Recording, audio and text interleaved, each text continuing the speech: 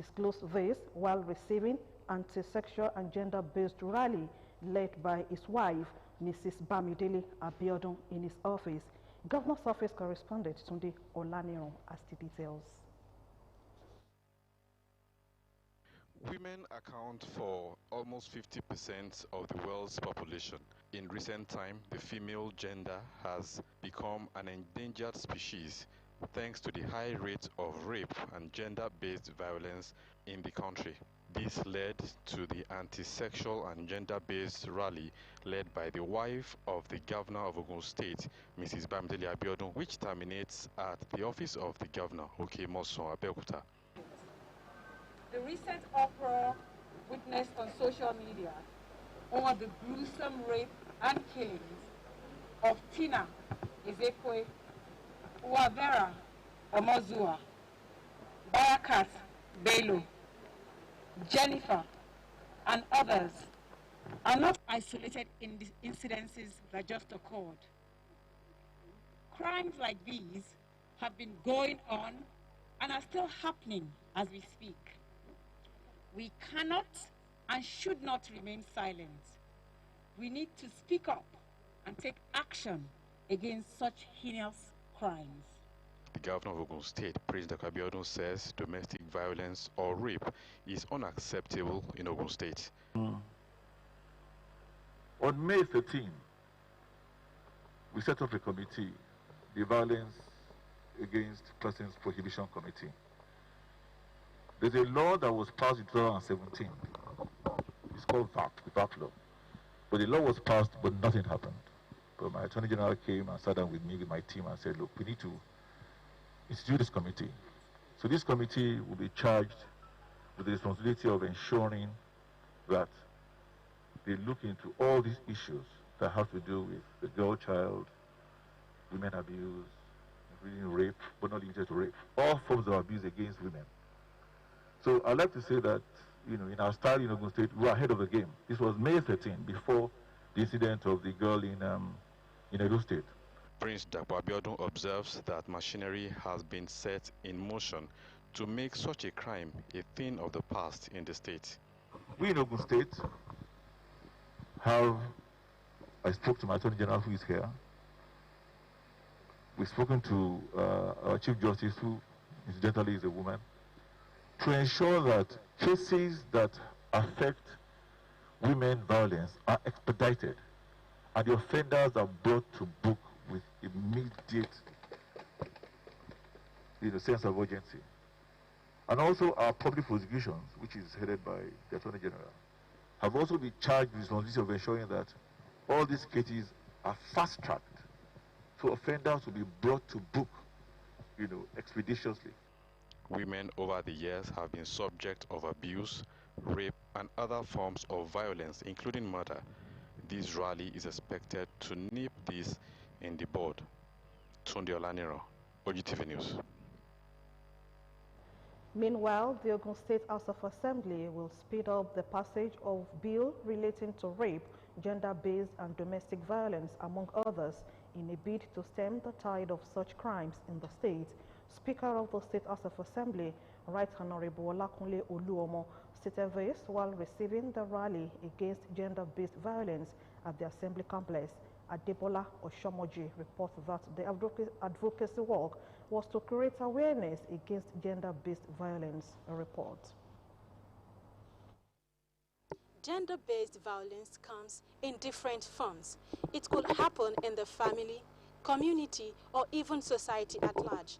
And in a way of putting an end to this menace, the wife of Ogun State Governor, Mrs. Bamidele Abiodun, led state government officials in a work to create awareness on gender-based violence in Ogun State. The advocacy work, which began in the morning, took them through Abeokuta Metropolis and later moved to the State House of Assembly to solicit for urgent need of passage bills on girl-child rights, domestic violence, among others. We need so many laws, like the child rights law that has been in the House of Assembly before for amendments. In his response, the Speaker, Ogun State House of Assembly, Honorable Olakunle Oluomo, assured of speedy passage of the bills into law to minimize the rape cases in the state. That definitely do. And I'm saying this with all the backing from my colleagues that we are going to give accelerated hearing and passage onto anything that has to do with rape, violence against women and men,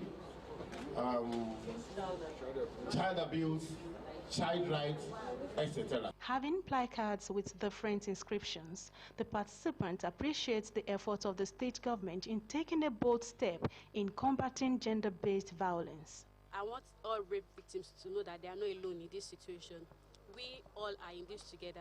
It's high time we start doing something about it. It's getting out of hand. And it's a nice one that we're bringing it to the higher authorities so that they can amend the laws, you know, that work against this act, this devilish act called rape, child molestation, women and girl child abuse, violence against them. While calling on people to work hand in hand with the state government to put an end to the menace in the state. We've seen a gradual rise in domestic violence and rape cases, and the implication long-term for the women is they could end up with pelvic inflammatory disease, which is short-term but could cause infertility. The worst cases are what we're hearing about the spinal cord injury, but that's a physical injury.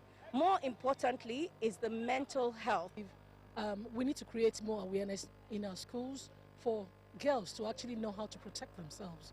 And not only that, you will see that when you look at our curriculum, there's a lot we're doing on sexual education. And this is a time where we're telling parents, don't hide from telling the children the truth. In this new modern day and age, I think it's absolutely horrible that we are still experiencing sexual violence and rape incidences in Nigeria. I think we need absolute laws to make sure it's from legislators that make it illegal or illegality to rape anybody. Parents were therefore urged to monitor the movement of their children and guide them against all forms of abuse. Adebola Oshomoji, Ogtv News. The governor of Ogun State, Prince Dapo Abiodun, will on Tuesday, 9th June 2020, inaugurate the committee to work on the actualization of Violence Against Persons Prohibition Law of Ogun State 2019, VAP law.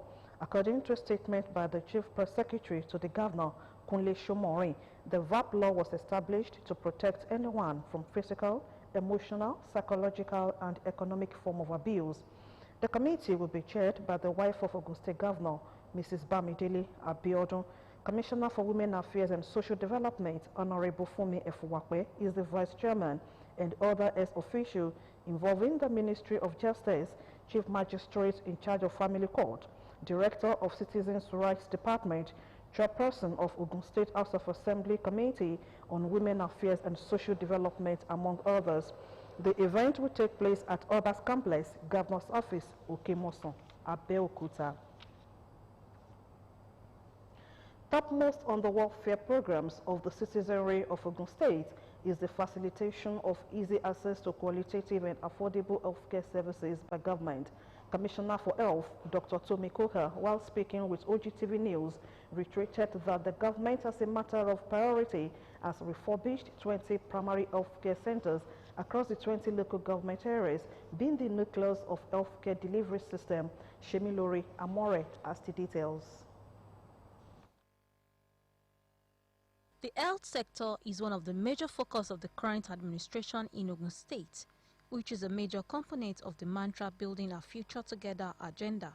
To drive this initiative, an aggressive approach in the provision of easy access to healthcare through a number of schemes include primary healthcare centers, which is in fulfillment of the governor's promise in his inaugural speech. The primary healthcare centers will further assist to collect health-related data and engage in preventive medicine, including health education. Government, in conjunction with stakeholders, will also consider designating some of the hospitals as specialist centers to sharpen their focus and become centers of excellence in their designated specialist areas. According to the State Commissioner for Health, Dr. Tomi Koka, the initiative will help bring affordable healthcare services closer to the people at the grassroots and ensure that most of their health challenges are treated at the primary level, except if it requires referral. We have recently refurbished 20 primary healthcare centers across the 20 local governments. The vision is to have all specialties, the surgical specialty, the obstetrics, pediatric, and medicine. In every state hospital, they will have a minimum one consultant with those special interests. The commissioner also reassures that the government is ensuring adequate staffing and provision of facilities, thus freeing secondary and tertiary health institutions to concentrate only on ailments requiring specialist attention. And our hope is that at the end of this administration, we would have an exemplary primary health care service delivery across the state that the people do not have to pay for, especially for antenatal care and delivery, and for children from 0 to 5, and for common ailments like malaria, diabetes, and hypertension. She said that the government will continue to deliver health services within available resources with the provision of new facilities and upgrading of existing ones across the 236 wards in the state. Shemilori Amore, Ogtv News. On agriculture, in a bid to ensuring food security and job creation, Ogun State government under the Ministry of Agriculture has partnered with Ijebu Development Initiative on poverty reduction at Erewe, Ijebu-Ode, recognizing the private firm as one of the largest aquacultural hubs in the country. Commissioner for Agriculture, Dr. Adiola Odedino, reiterated that the state is open to such partnership towards achieving the agenda of the state government on employment through agricultural interest. Our reporter, Ife Sholuade, has details in this report presented from our studio. Erewe Fish Farm Village, 165 hectares of land under Ijebu Development Initiative on Poverty Reduction, IDIPR, is a registered community-based non-governmental organization known for eradicating poverty with initiatives such as enterprise development, microfinance, youth development, and health programs. The Food and Agriculture Organization of the United Nations rated the Ijebu Development Initiative on Poverty Reduction, IDIPR Fish Farm, as the largest cooperative fish farm village in Africa. Our partnership with the Ogun State Ministry of Agriculture has been cordial and benefiting the community in reducing poverty in Ijebu land and beyond. Commissioner for Agriculture in Ogun State, Dr. Adela Odedino, in his remarks, said the state government remained committed to its partnership agenda of making agriculture a profitable business for prospective farmers and private investors. We're going to be sending young people to you to mentor.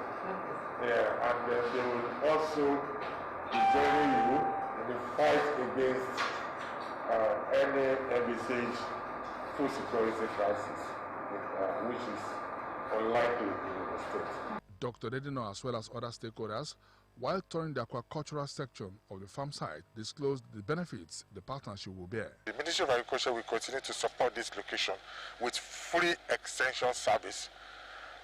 We are also going to be strengthening this location so that they can absorb more people into this enterprise. As you are aware, the coronavirus is dislodging people from work from here and there. This is a sector that can absorb more. And we are going to also enlist the young people here into the statewide Anchor Borrower program. So we are happy to partner with the state. They build of assistance to us, and they will continue to be, because they know that what we are doing is to assist the government in making sure that people are gainfully employed, and that is what we are doing here. The farm site is known for its aquacultural strength of consistently producing over 2,000 metric tons of fish in a year.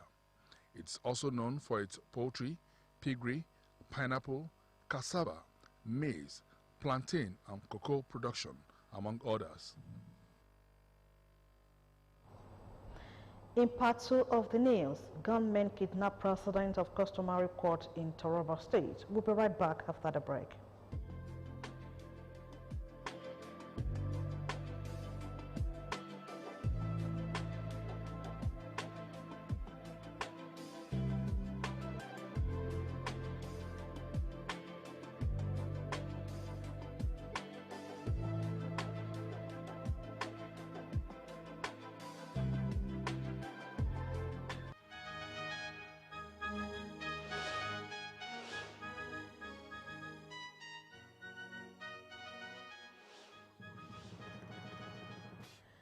You are most welcome back.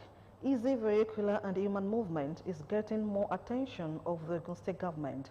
Some communities in Abeokuta, the state capital, are now even a sigh of relief as roads that pass through them are now facing complete rehabilitation. Yusuf Ganiyu went out to see the extent of work on these roads. The 4-kilometer Elite Idiaba to Isaliake Road is one of the ongoing road constructions across Ogun State, giving more impetus to ease of human and vehicular movement, as well as economic activities in the state. Erection of culverts in both sides of the roads has almost completed, while other aspects of the construction are progressing steadily. Fajo, Alogi, Okiodo, Ajegunle roads in Obantoko area are also now motorable, decongesting the ever-busy Ashiro Obantoko Camp Road, which leads to Ibadan in Oyo State. The situation before was so pathetic before, because this place is very rough, very... It's like the place is not even good at all. So we that are living in this place, you know, we used to have a kind of problem on our vehicle, you know, repairing it all the time and all that. But now I'm very glad that the governor of Ogun State have remembered us in this place, and I really thank him a lot. God will continue to bless him. Residents of these areas are hopeful these roads will boost economic activities and change the ambience of the communities. You can see that people are rushing to this place now. So this place will now become a kind of center.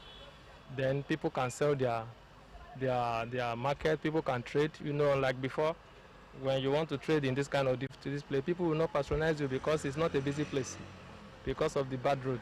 But now, the road is good and people are relocating in this place. People that have abandoned their building before, they are now coming to this place because of the road. So you can see that people will continue to, you know, pump into this place and more market will be moving here. Torí ìtọ́jú bá rẹ̀ báyìí wàhálà ni fún wa tẹ́lẹ̀. Ṣùgbọ́n ní ìsìn ó dáa wọ́n ṣe àti ń dúpẹ́. Ọlọ́run kó dẹ̀ túbọ̀ wá bá wa parí ẹ̀, Ọlọ́run á túbọ̀ ràn wọ́n lọ́wọ́. Ó ti ṣe rìn dáadáa, àdúpẹ́ lọ́wọ́ bàbá wa gómìnà gidigidi lọ́pọ̀lọpọ̀ fún iṣẹ́ takuntakun tí wọ́n ṣe fún wa bíi títí láéláé ànígbàgbé wọn kọ́ńtọ́ṣe. OGTV News also visited Prince Court Residential Estate at Kimta Housing Estate, where construction of the 450-unit 2- and 3-bedroom bungalows is ongoing on some structures, while others have been completed. Yusuf Ganiyu, OGTV News. The federal government has declared Friday, June 12 as public holiday to mark this year's Democracy Day celebration. The Minister of Interior, Rauf Aregbesola, made the announcement on Monday via a statement issued by the Permanent Secretary in the Ministry of Interior, Georgina Ukeria. While congratulating Nigerians at home and abroad for the entrenchment of democratic rule in the country, Aregbesola commended the heroes of democracy for their determination and sacrifice in promoting democracy in the country.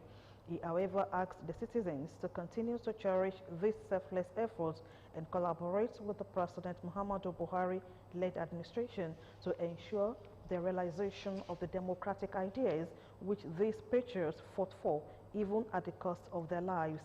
The minister also reiterated the federal government's commitment to battling the scourge of COVID-19, seeking the cooperation of all Nigerians.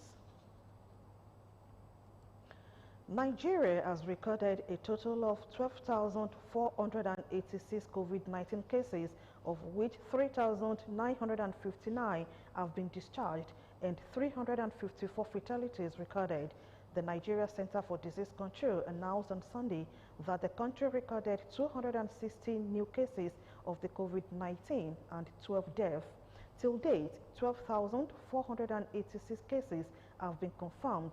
3,959 cases have been recorded in 35 states and the Federal Capital Territory. The 260 new cases are reported from 19 states of Abia 67, FCT 40, Lagos 38, Ogun 19, Gombe 16, Edo 14, Imo 9, while Kwara, Katsina, Nasarawa and Borno recorded 8 cases each. Others are Kaduna 6, Bauchi 5, Ekiti 4, while Niger, Plateau, Kano and Sokoto recorded 2 cases apiece. Over 6 million people in the world had been affected and the number of deaths had exceeded 300,000 as of June 7. Governor Okezie Ikpeasu has assured the people of Abia State that he remains stable and in high spirit. The governor, whose second COVID-19 test returned positive, said that his decision to present himself for a second test was to remove all doubts about his status after testing negative initially. Meanwhile, Abia State Commissioner for Information, Chief John Okiyikalu, has said that the governor of the state, Okezie Ikpeasu, who tested positive for COVID-19, is being managed by a competent team of medical practitioners with a view to nursing him back to good health. The governor and his family members on Saturday, 38 May 2020, went for COVID-19 test and the result came out negative. Governor Godwin Obaseki of Edo State has announced the death of 5 coronavirus patients in the state. While giving out the details via Twitter, the governor said one of the fatalities was recorded at the Stella Obasanjo Hospital, while the remaining 4 were reported at the University of Benin Teaching Hospital. Obaseki added that 13 patients have recovered from the virus following treatment and have been discharged. According to the Nigeria Center for Disease Control, 401 infections have been reported in the state, including 109 recoveries and 24 fatalities. President Muhammadu Buhari says he has sent the name of Justice Monica Dogba-Mese to the Senate for confirmation as President of the Court of Appeal. The President disclosed this on Monday in a statement via Twitter. He stated that he has sent the name of the acting President, Court of Appeal, to the Senate for confirmation as President, Court of Appeal, in line with the recommendations of the National Judicial Council. The Chief of Army Staff, Lieutenant General Tukur Buratai, has said not less than 1,429 Boko Haram terrorists had been eliminated in the last 2 months that he physically joined the operations in the northeast.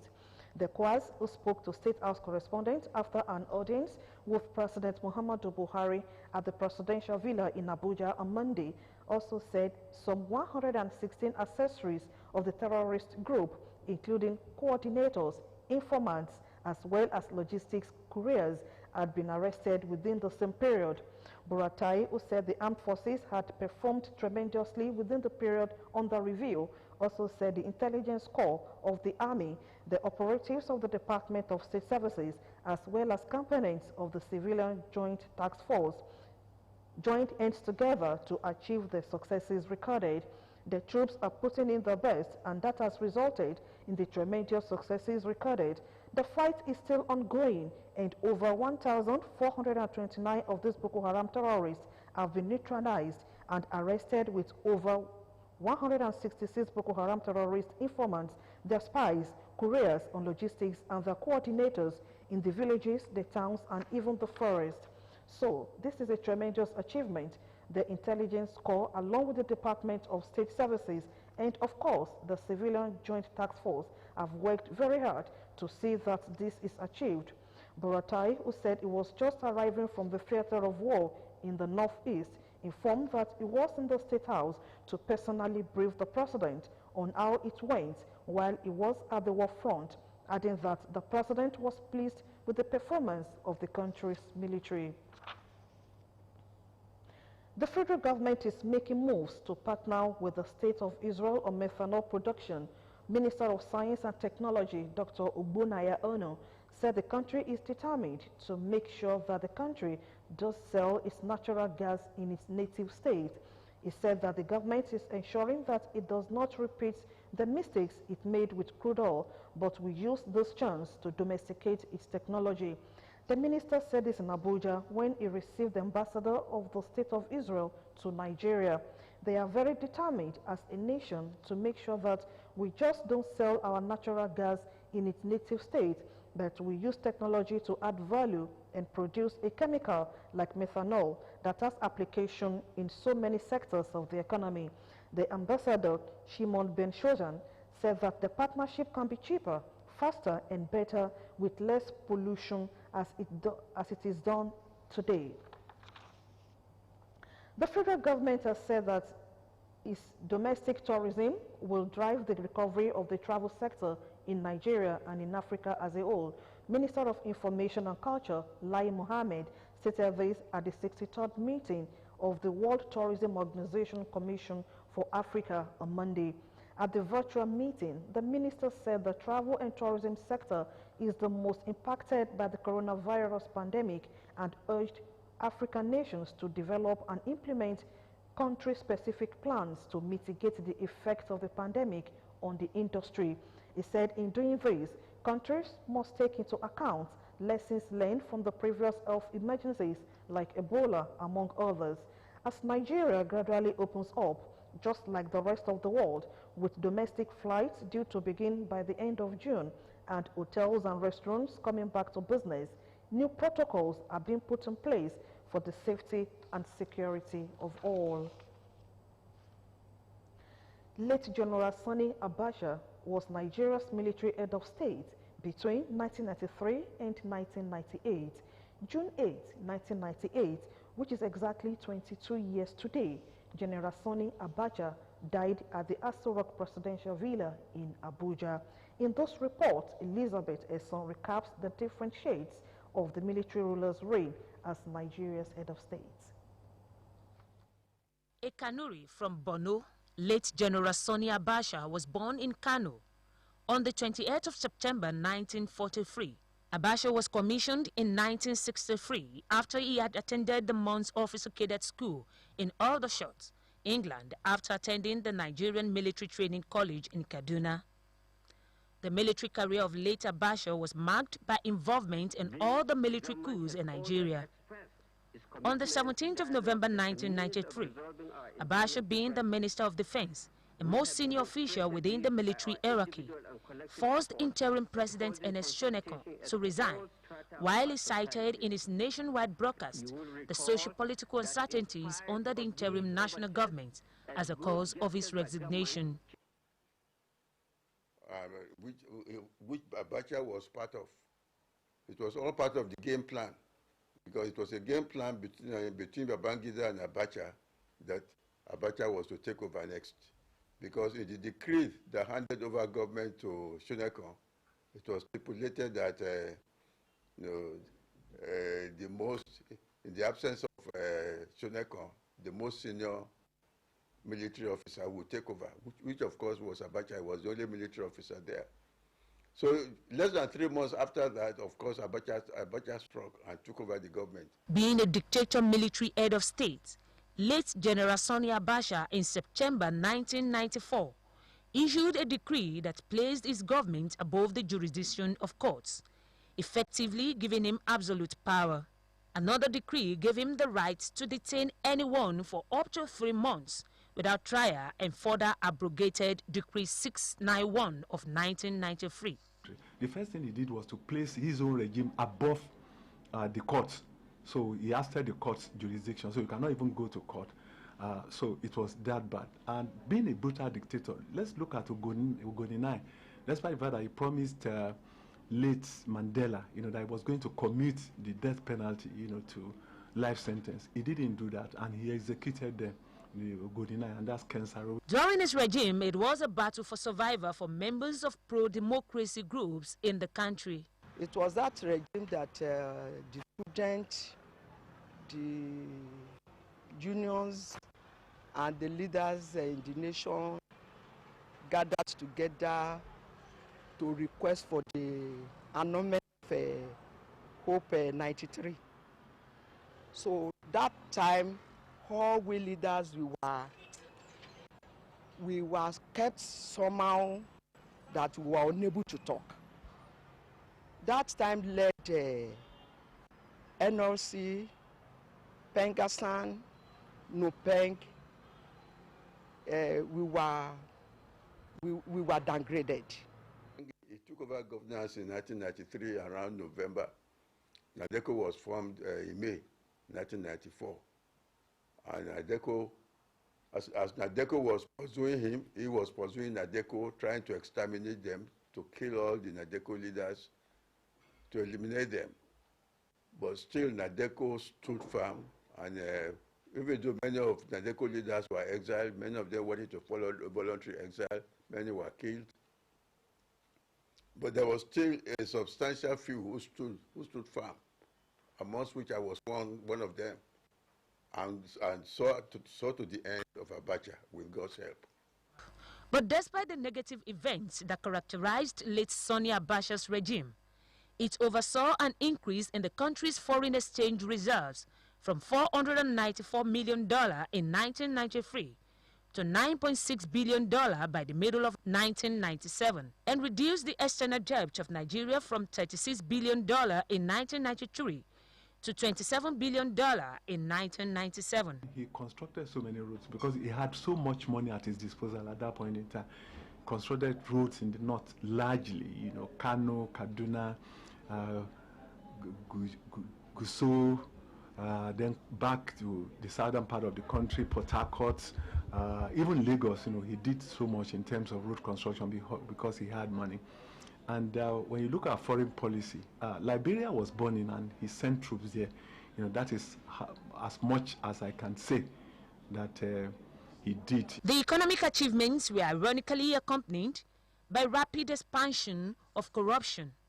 Abacha oversaw reorganization of Nigeria into 6 geopolitical zones in order to reflect the cultural, economic, and political realities of the regions. On June 8, 1998, General Sani Abacha died at the Aso Rock Presidential Villa in Abuja under mysterious circumstances and was buried on the same day according to Islamic tradition at the age of 54. Elizabeth Esson, Ogtv News. The Joint Admissions and Matriculation Board, JAMB, says candidates who participated in the just concluded 2020 Unified Tertiary Matriculation Examination, UTME, can now print their result notification slips. JAMB disclosed this in its weekly bulletin made available to reporters on Monday in Abuja. The results, which had earlier been made available to candidates, can now be printed free from the board's website, www.jamb.gov.ng. The printing of the result notification slip, according to JAMB, is free as it is different from the original result slip that comes with the candidate's picture, according to the examination body. It has until now restricted the printing of result notification slips.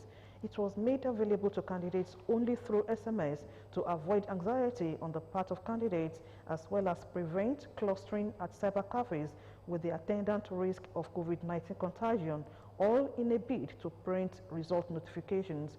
The board further advised candidates to note that any attempt to forge the slip would attract stiff sanctions.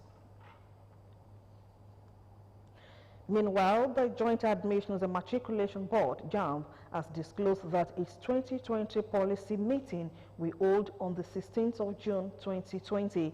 The policy meeting, which will set modalities for the 2020 admission into tertiary education institutions in the country, is expected to come up with cutoff marks for candidates that sat for this year's Unified Tertiary Matriculation Examination, UTME.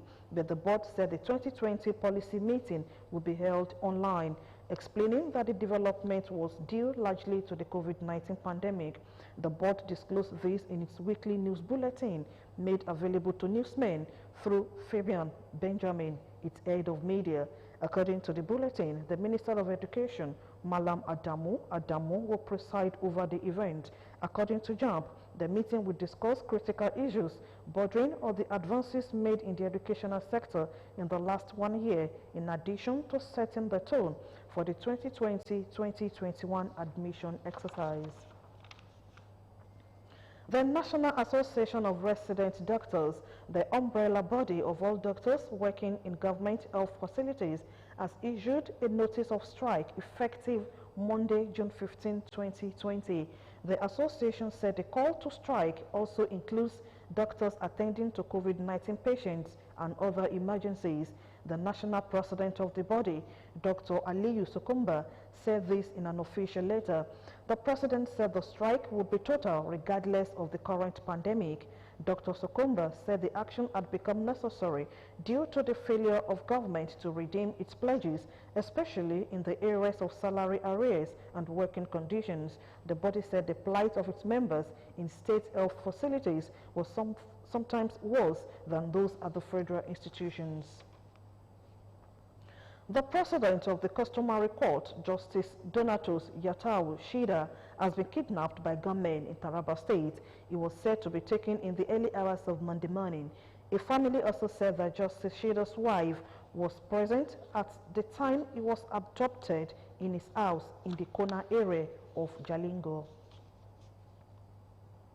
The act of ignoring the needs of children and leaving them unsupervised in any situation, as well as exposing them to sexual abuses, have been identified as some of the factors that are inimical to the overall growth and development of human offsprings. These are the opinion of a cross-section of Nigerians who spoke with Ogtv News on the increasing trend of child abuse and neglect, while suggesting ways to checkmating the increasing trend of physical and emotional maltreatment of a given child. Peter Falomo reports. Children and parents' relationship is considered highly important, with lots of influence in the overall development and well-being of the child, beginning from the day of birth to the adolescent stage. The parents, as we always say in science, they are the raw materials that bring out the child. And they should be very close to the child. So whatever the parents are doing, one way or the other, the children will be imbibing it. When these children are bottled up, the mother should be able to know. When they are ready to discuss anything of interest, she should know. When they are happy, she should know. When they are not, she should be there for them. However, child abuse or neglect becomes manifested when any kind of action occurs to the child, causing failure or possible harm, particularly from his parents, members of the family, or a caregiver. Respondents speak on how some of the actions occur at the detriment of the child. We have seen cases of leaving the child all alone in the house with a nanny. And when the parents are back, they have all manners of sad stories to tell later, except for those who have CCTV in their houses. Then how many of us can afford to do that? If you are not up to that, if you cannot do that, the best thing is to look for a caregiver, a daycare center, where your child will be safe while you are at work. The financial status of the parents also have an adverse effect. The parents does not have money to feed their kids. Definitely, we always subject those kids to child labor and every other thing. So, it has a background effect on the society also. Putting together other behavioral challenges of a child that suffers infant abuse and neglect to the larger society, respondents say the after effects to the peaceful growth and community development cannot be underestimated. Once you fail as a parent, as a mother, as a father, even as a government, even if the community fails these children in bringing them up properly, when they grow up, they become total menace. How then can such increasing menace in the society be curbed? Once everybody has impact in teaching the right values to our young ones, the future is bright. And from the government, let us put in place a law. Let a law be put in place. When you fail to bring up your child properly, when you abuse these children, when you fail to play your part, this is the penalty. With embodiment of unique gifts and talents to every child, the people said parents and guardians need to give more attention with keen observance to their children in order to avoid being victims of domestic violence, sexual abuse, and rape. Peter Falomo, Ogtv News. The Federal Airport in Lagos has ordered the temporary forfeiture of a total of 827.6 million naira recovered from one Matthew Edebi by the Economic and Financial Crimes Commission. The anti-graft agency told the court that it was investigating an intelligence report against Edebi said to be the owner of Flank Power Resources. It said the funds were suspected to have been diverted from the coffers of the federal government. Counsel for the EFCC, Rotimi Oyedepo, told Justice C.K. Aneke that the application was urgent, adding that delay could lead to the funds being dissipated. The judge granted the forfeiture request and told the anti-graft agency to publish same in a national newspaper. He adjourned till June 29 for anyone interested in the funds to appear in court and convince him why the money should not be permanently forfeited to the federal government. Up next is business news. Nigeria Electricity Regulatory Commission increases cost of meter due to exchange rates. More business news shortly.